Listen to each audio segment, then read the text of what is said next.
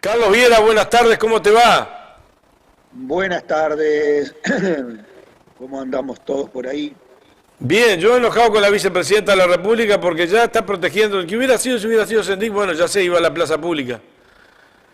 Pero la Exactamente. vicepresidenta dijo que es una situación diferente porque su señora no tiene residencia aquí y el casamiento se hizo fuera del país. Ya lo está protegiendo.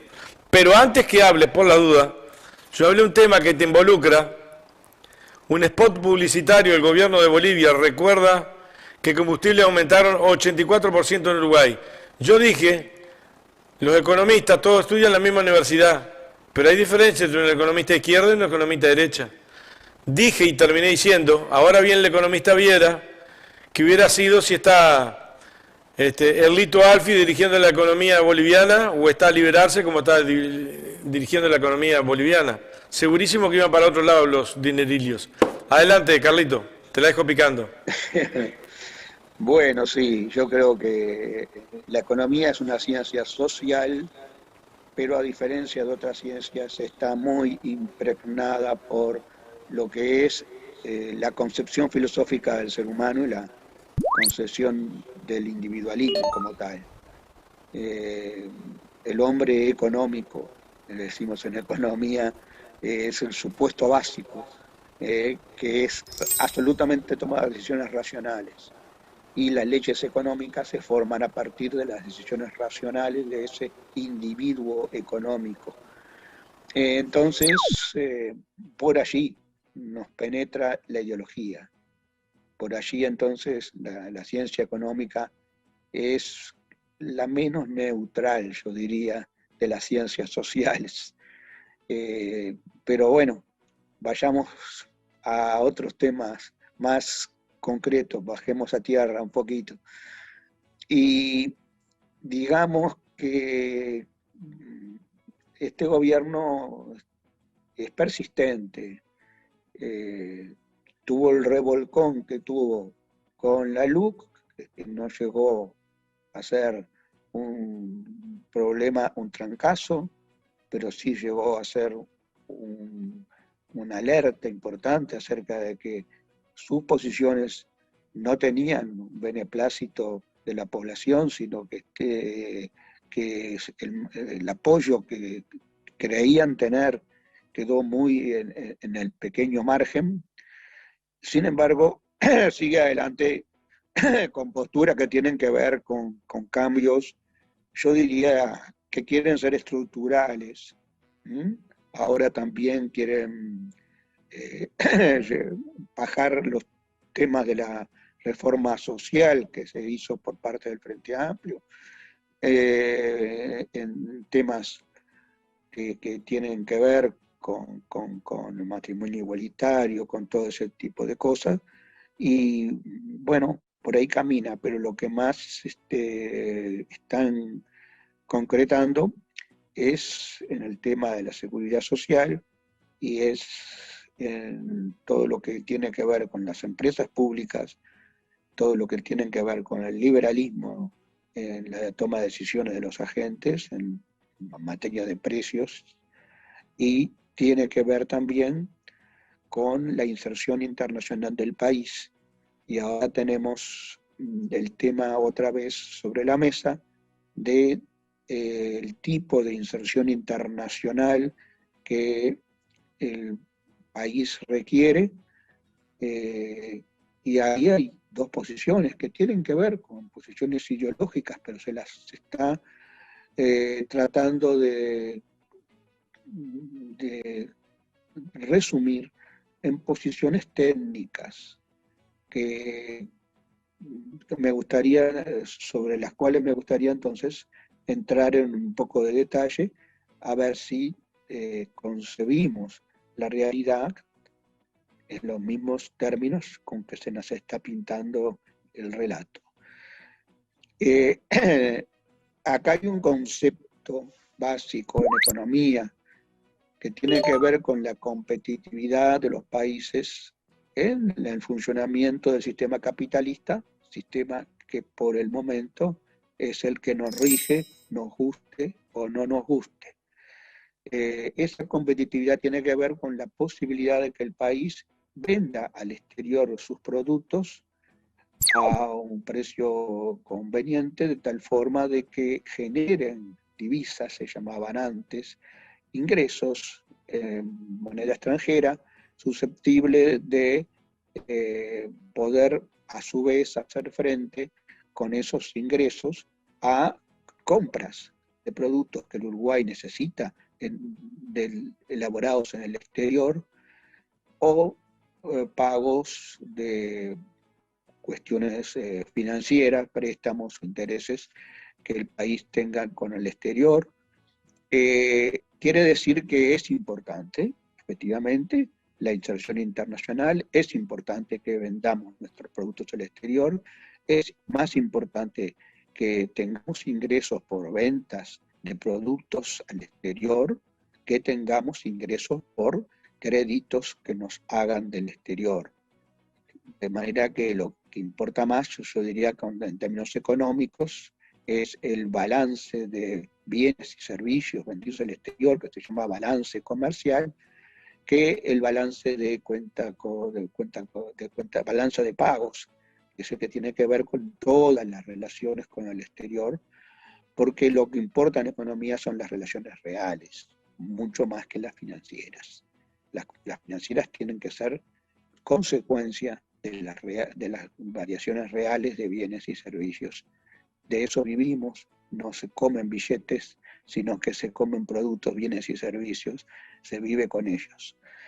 Entonces, el país, para ser competitivo, todos los países del mundo, para ser competitivos, lo que han hecho es protegerse de alguna manera de la entrada de productos del exterior, cuya elaboración en el exterior puede resultar mucho más competitiva, y entonces ponen lo que se llaman mecanismos de protección económica.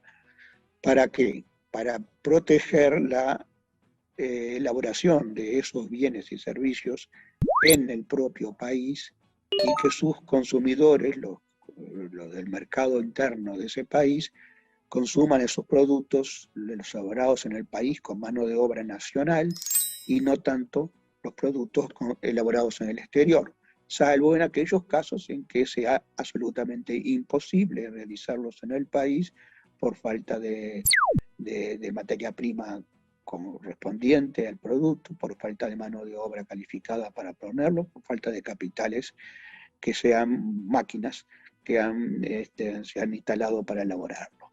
En algunos casos es imposible que se pueda competir con productos del exterior, y en ese caso los importamos directamente, bueno, o porque no hay materia, son materias primas básicas como el petróleo. En ese sentido, hay tres tipos de protección económica que los países en el mundo han desarrollado. Y digo con los países en el mundo, me refiero a los países europeos, me refiero a Estados Unidos.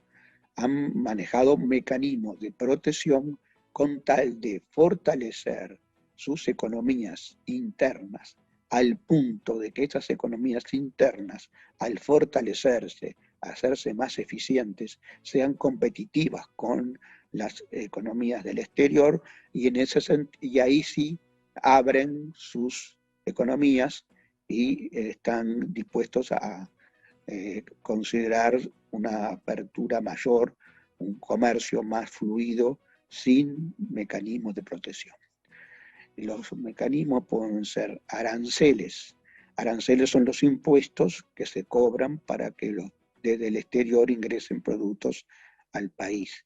De tal forma de que si el producto elaborado en el exterior entra a un valor de $100, bueno, se pone un arancel, un impuesto a la importación, y ese producto entrará, si el arancel fuera a 20%, a $120, en cuyo caso elaborarlo en el país a lo mejor lo hace a $110, pero esa elaboración en el país a $110 está respaldando una ocupación de mano de obra interna, que de otra manera, si lo comprásemos al exterior sin pagar arancel y pagásemos $100, no tendríamos mano de obra ocupada internamente. La pregunta allí es, ¿el beneficio del consumidor pagando más barato, de qué consumidor? Porque si no hay empleo, no hay consumo. Entonces, sería en todo caso de aquellos consumidores más pudientes que verían rebajado el precio de sus productos, y por eso hay aranceles que son más caros por los productos suntuarios y más baratos, menores, para las materias primas básicas para producir en el país. Si yo pongo un arancel muy alto a la materia prima para producir ese bien en el país, importarla y producirlo en el país, yo estoy dificultando la producción interna de ese bien en base a esa materia prima. Mira que una cosa es arancel sobre las materias primas y otra cosa es arancel sobre los productos finales, elaborados, terminados, que vienen del exterior, que incorporan toda la mano de obra del exterior. Dicho esta aclaración, digo que hay también mecanismos de protección para arancelarios. Cuando no se dice nada sobre el arancel puede ser menor, cero, pero se plantea que, bueno, que para que ese producto entre al país tiene que tener tales y cuales requisitos, condiciones, por ejemplo, no estar depredando el medio ambiente en el lugar donde se produce. Entonces, lo que impuso la Unión Europea a los productos del Mercosur por la explotación de la selva amazónica. Entonces, por ahí hay una protección que se llama paraarancelaria, que no tiene nada que ver con los impuestos a la importación, no tiene que ver con los tratados de arancel cero, sino que tiene que ver con disposiciones como incluso del etiquetado de los productos, puede tener que ver con exigencias de que si usted va a poner una empresa, me va a importar electrodomésticos de tal tipo, bueno, me tiene que instalar en el país una empresita que importe los repuestos y que repare esos electrodomésticos. Una exigencia de ese tipo, entonces encarece la importación de ese electrodoméstico. Entonces son protecciones arancelarias, paraarancellarias, y la otra protección que existe es el sistema cambiario, como lo que estamos viendo con Argentina ahora, que nos es conveniente, más barato ir a comprar productos a Argentina, porque hay una diferencia cambiaria en el manejo de los valores de dólar en un país y otro, que hacen que si el país es muy caro en materia de producción en dólares, entonces obviamente va a ser difícil que, si el dólar es muy caro en el país, obviamente es difícil que se compre del exterior. Entonces, hay distintos tipos de protección. Todos los países del mundo la practican, todos. La protección para arancelaria de Japón, por ejemplo, es uno de los más hábiles en plantearla, más frecuentemente uno encuentra allí posiciones, y Japón es visto como el paradigma del libre comercio. Dicho esto, digo que un tratado de libre comercio está indicando que no habría aranceles, se resigna el cobro de aranceles para que ingresen productos del otro país al nuestro, así como el otro país resigna el cobro de aranceles para el ingreso de nuestros productos a su mercado. ¿Y por qué se negocian los tratados de libre comercio? Porque es una ardua negociación. Porque, bueno, se dice todos los productos del universo arancelario, que podemos pensar que son como 8.000, 10.000 productos, todos ellos debidamente clasificados, catalogados, con sus características propias, todos ellos entran a arancel cero, salvo aquellos cientos o decenas de productos que se consideren que no entran a arancel cero, que entran a otro arancel. Entonces se negocia. Pero lo que se está negociando en el fondo es el acceso al mercado.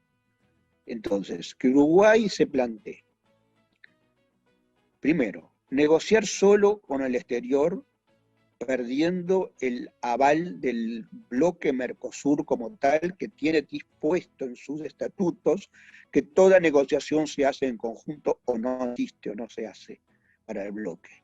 Que el país que lo hace y que negocia algo en conjunto se está apartando del conjunto de lo que es el bloque. Así lo dice el estatuto, y no hay que buscarle las 5 patas al gato. Entonces Uruguay entonces estaría saliendo del Mercosur con esto, negociando solo él con la tenue capacidad de negociación que tiene un país pequeño como Uruguay, con los monstruos del mercado internacional, como es la Unión Europea, como es Estados Unidos, como es Japón, como es la propia China. Eso no es algo factible, no es algo factible. Segundo es dar la espalda al Mercosur. Una cosa es que negocie el Mercosur en su conjunto, y otra cosa es que negocie Uruguay. Y tercero es que el mercado interno de Uruguay, que es lo que en el fondo, en toda negociación importa, el mercado interno de Uruguay es muy pequeño, entonces nuestra capacidad de negociación es muy pequeña, mientras que si nos dicen el mercado interno chino se abre, nosotros tenemos entonces unas posibilidades enormes, y eso que los chinos no se dan cuenta y no negocian con todo eso a su favor. Los países de acá no se dividen en buenos y en malos, no se dividen son países que están buscando intereses económicos a favor de su gente, y por lo tanto no hay concesiones en el sentido altruista de un país a otro. Si uno tiene un mercado interno potente, va a negociar con ese mercado interno potente. ¿Y qué va a hacer Uruguay a negociar cosas a favor para que los otros miembros del Mercosur lo aprovechen? ¿Qué diferente es el mercado interno uruguayo del mercado interno brasilero? Una cosa es que le digan a China, puede entrar al mercado interno brasilero con sus productos sin pagar arancel por ninguno, a un mercado como el brasilero, y otra cosa que le digan a China, va a entrar a un mercado como el uruguayo. Importa mucho más el tamaño del mercado interno, que lo que a efectos de la negociación, y que esa negociación por tanto tiene que ser en conjunto, que la tonta pretensión del Estado uruguayo de estar abriendo un camino de negociación cuando el mercado uruguayo es absolutamente no cuenta, no tiene peso ninguno en esa negociación que le quiere abrir a mercados sí de gran peso como Argentina y Brasil. Es tonto, es poco, técnicamente no tiene asidero, sentido común lo está diciendo, pero sin embargo se lo plantea con total desparpajo como que es una posición válida, viable. Y luego, ¿a quién beneficia y a quién perjudica? Un Estado, como si me dijeran, Uruguay tiene excedentes de exportación que no logra colocar en ninguna parte.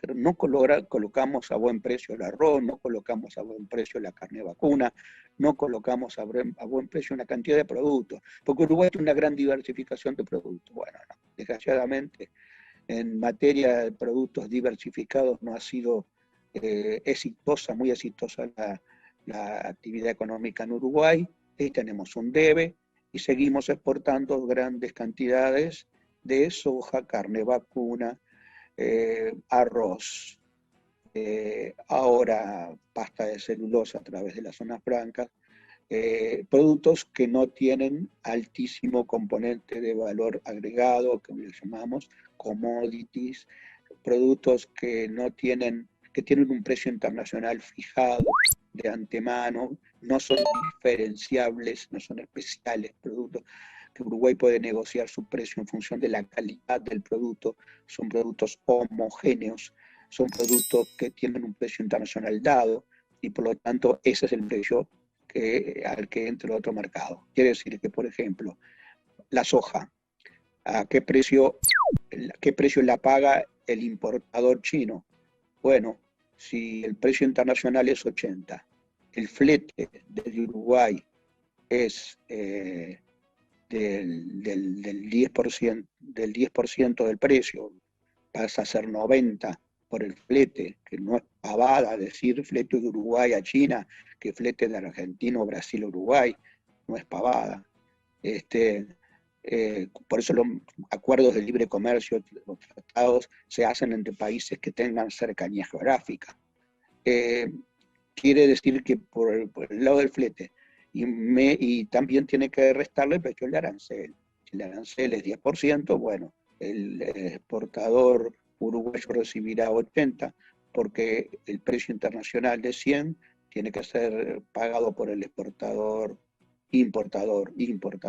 chino, y le tendrá que restar 10% de flete y 10%, pongámosle, de arancel. Si el arancel fuera cero, el exportador uruguayo, en vez de recibir 80, recibiría 90. Está todo bien, le sirve la soja, le sirve el arroz, le sirve la carne vacuna. Sí, así, ¿a quién le sirve? ¿Cuánto más exportamos?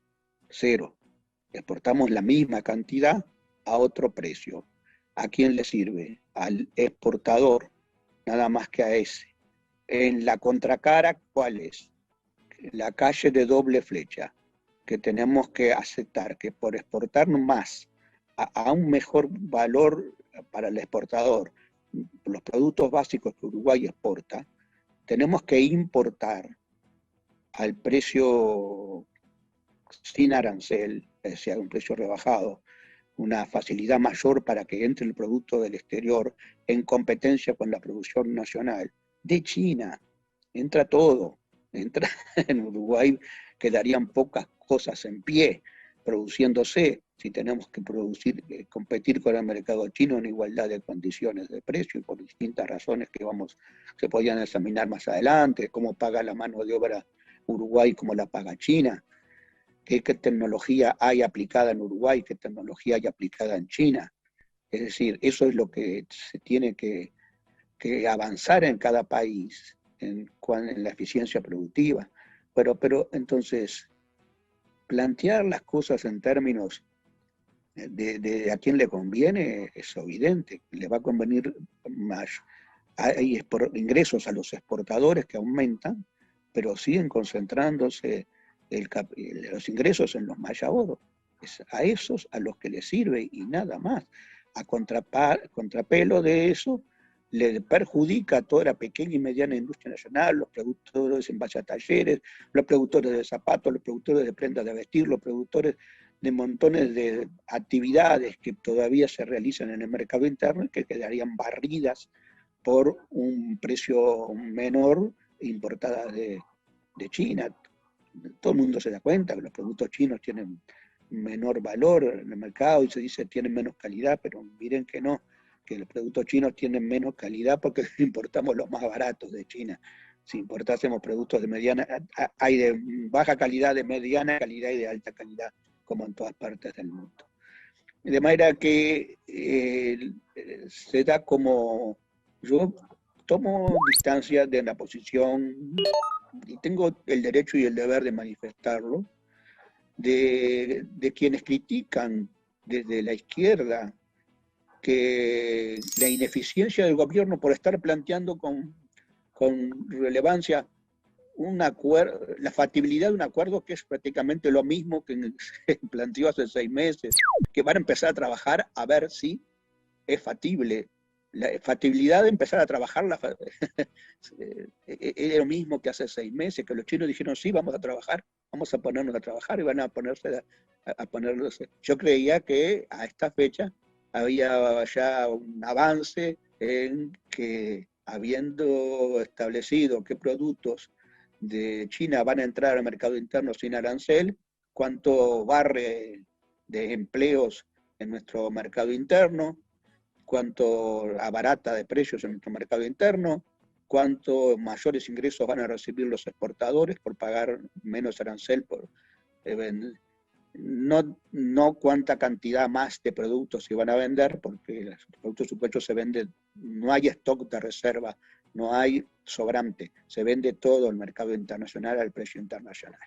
De manera que lo único que se ganaría ahí, bueno, esas serían ganancias y pérdidas, factibilidad económica, porque las ganancias son mejores que las pérdidas. Y obviamente, si esas ganancias se concentran en pocas manos y las pérdidas van a la población en conjunto, ahí no hay beneficio en el balance. Quiere decir que no me gusta la posición de algunos compañeros que dicen, critico al gobierno porque fue ineficiente y no avanzó en esto que se supone que sería algo bueno, porque China capaz que ideológicamente no es lo mismo que Estados Unidos. No participo de esa idea. No participo de esa idea. Pienso que no hago críticas al gobierno porque no fue eficiente en avanzar en una cosa que sería buena para Uruguay, sino porque yo digo, eso no es bueno para Uruguay, es bueno para los Mayaoros, nada más.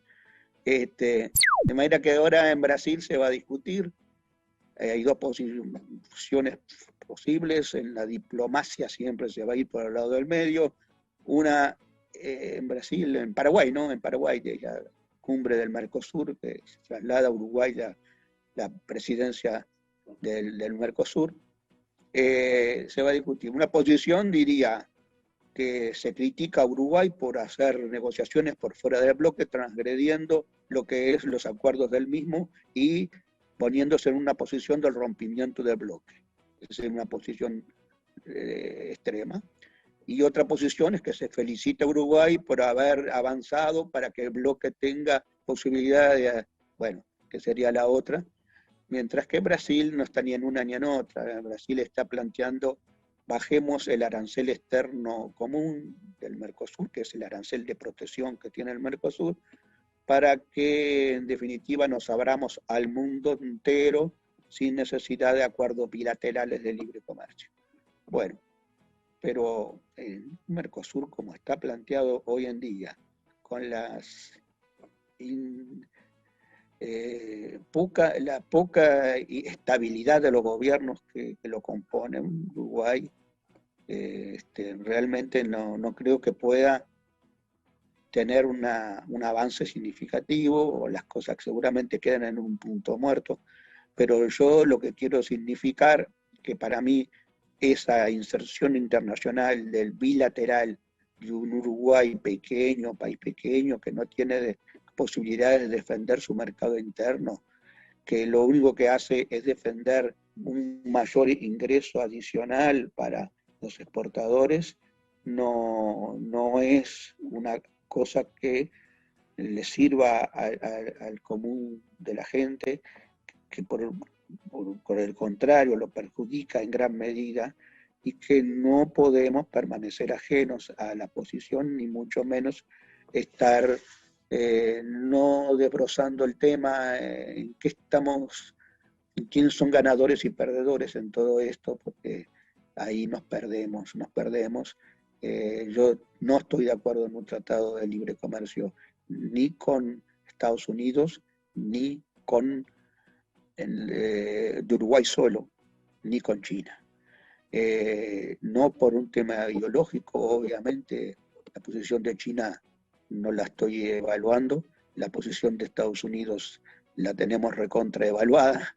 Entonces, por un lado, los acuerdos de libre comercio también tienen connotaciones ideológicas. El del Mercosur tiene una cláusula de democracia que se la aplicamos a Paraguay en su momento y que se la aplicaron a Venezuela en su momento, de manera que todos los tratados de libre comercio tienen una connotación ideológica, pero yo no me estoy refiriendo a esa, en este caso, con China. No lo conozco, no sé en ese sentido cómo se operaría. Y lo que sí digo es que Chile optó por tratados de libre comercio bilaterales así. Bueno, esa fue además una de las cosas por las cuales se elogiaba a Chile, y hubo candidatos a la presidencia que elogiaron totalmente a Chile y dijeron que ese era el camino, que este y que el otro. Bueno, si ese era el camino, por los hechos, a los hechos me remito. La situación del pueblo chileno ha sido de acrecentamiento de su nivel de pobreza. Quizás el crecimiento económico de los Maya Oro en Chile fue también importante, porque crecía el producto, pero no crecía la distribución del ingreso con este tipo de cosas, con este tipo. Los acuerdos de libre comercio en Chile popularon y con China, tiene con China, tiene con Estados Unidos, tiene con todo el mundo, y que crearon el cisma en la sociedad, que yo diría fue uno de los puntos importantísimos. La inserción internacional del país fue, en ese sentido, muy clave para crear el cisma, la brecha, lo que se llama en este momento, que están viviendo los pueblos latinoamericanos y que están siendo agudizados en este momento. Bueno, ahí tenemos un ejemplo, y si Uruguay no mira para el costado y felicita a gobiernos que siempre van para atrás, y se reúne nuestro presidente con el primer ministro británico, y al poco tiempo el primer ministro británico es objeto de gran poco respaldo. Se va a reunir con el presidente de Colombia cuando ya está saliendo al galope. Se fue a reunir con el presidente de Ecuador y miren el lío que hay en Ecuador. Se fue a reunir con el presidente de Paraguay para ver si solucionaba esto con el Mercosur, y a Paraguay no le conviene. Paraguay en todo caso quiere tratado de libre comercio con Taiwán y no con China, porque reconoce a Taiwán y no reconoce a China. Y así, digamos, tenemos un presidente que va para el lado equivocado en todo sentido. Esa es la perspectiva que tenemos, y perspectiva contra la cual sigo viendo poca resistencia, poca indignación. En otras épocas estaríamos más indignados. Esa indignación de otras épocas acumuló mucho más para la izquierda. Hoy, por razones que quizás sean motivo de otra charla, en otra oportunidad, tenemos que reconocer que hay demasiada poca posturas que tienden a cambiar la realidad a partir de la movilización popular. Bueno, quedamos hasta la próxima. Con mucho gusto nos veremos. Mucho gusto nos veremos. Es el link. Dale. Un abrazo, nos vemos el viernes en tu casa.